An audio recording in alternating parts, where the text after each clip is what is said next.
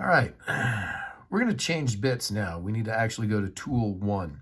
So we're going to have to reset our Z height, which will be fine. That shouldn't be a big deal. But I want to set up this circular array of drill holes. So again, we're going to come back to what do we have in terms of X and Y.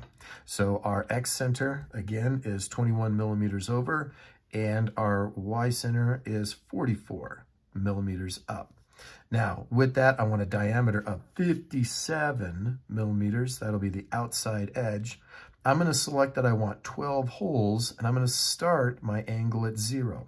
Now, for me, this doesn't make sense. To me, I always think of 0 on top. But for whatever reason, the CNC machine thinks that 0 is over here. So if I go ahead and put 0 here, knowing that with my number of 12, I'll have a center point up here, basically at that 90 degrees.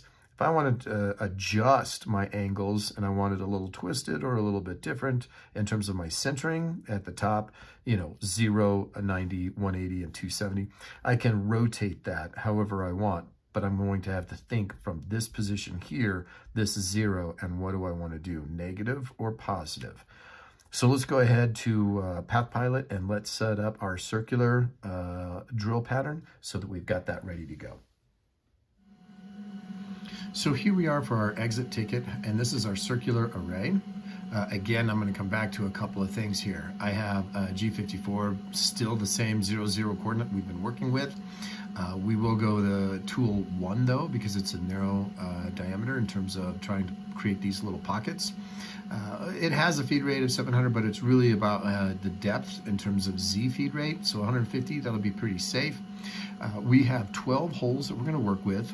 We're going to have a starting angle of 0. So as again I said, for whatever 0 starts here, not up here.